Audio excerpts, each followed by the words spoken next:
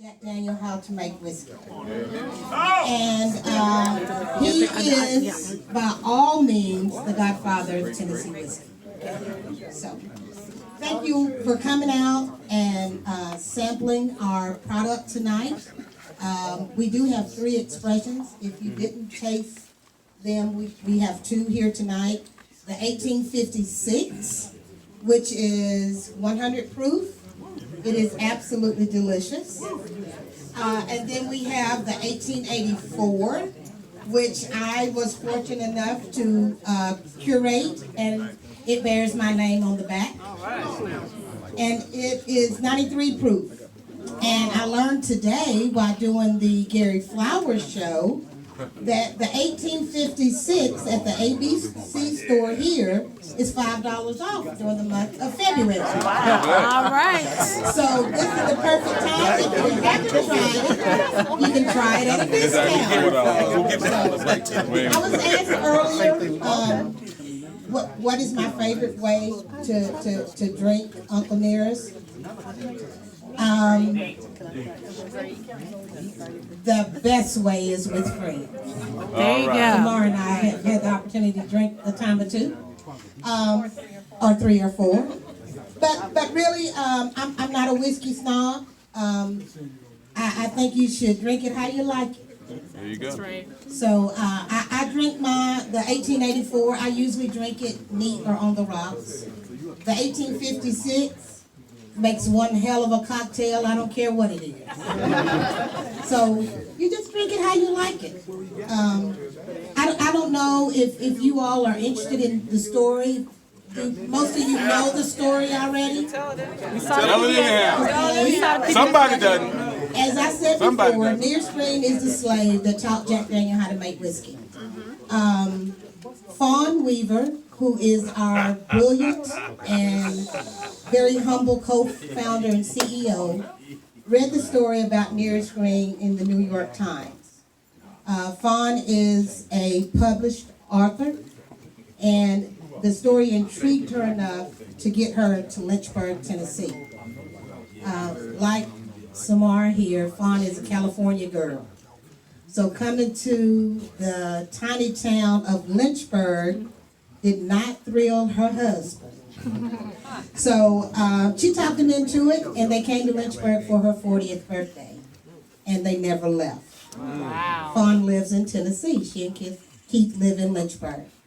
But they came to Lynchburg to find out more. Fawn wanted to know more about Nearest Green. And so while there, she met most of my family, started doing a lot of research, brought in all kind of people to help her with that.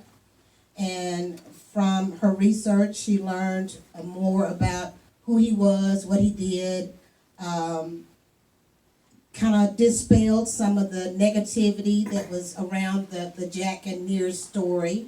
You know, some people thought that Jack was a slave owner, that he owned Nearest. That is not true.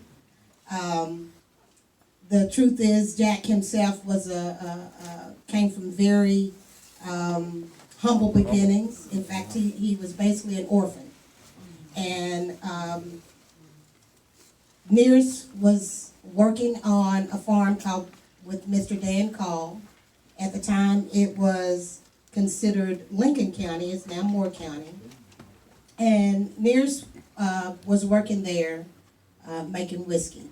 Dan Call was a preacher, and his side hustle was selling whiskey. And the man making the whiskey was Nearest Green. Right. So, yes. So The Holy Spirit. when Jack was about 7, 8 years old, he came to the Dan Call farm because he basically wasn't wanted at home. His mom died when he was a very young boy, and his dad remarried, and the new wife did not want to take care of all of Jack's kids.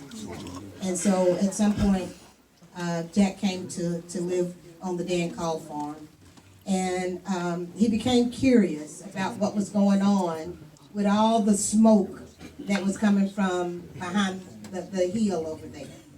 And when Dan Call thought that he was old enough to understand, he shared with him what was going on and took him to meet Nearest Green.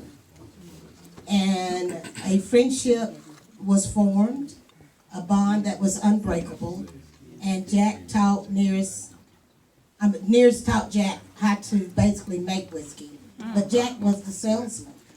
So Nearest was doing the making, Jack was doing the selling and the delivery.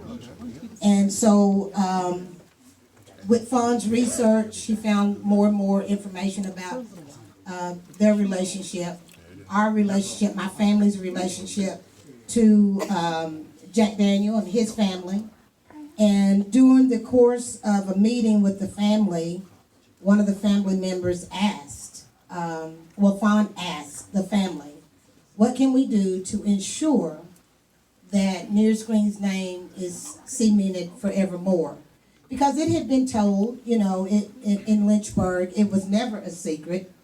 My grandmother made sure that anybody who came to sit on her front porch knew that her grandfather was the man responsible for making Jack Daniel whiskey. So over time, it was told, Ben Green, who is no relation to our family, wrote Jack Daniel's biography. And in that book, Nearest Green and my family, Nearest is mentioned over 50 times. Wow.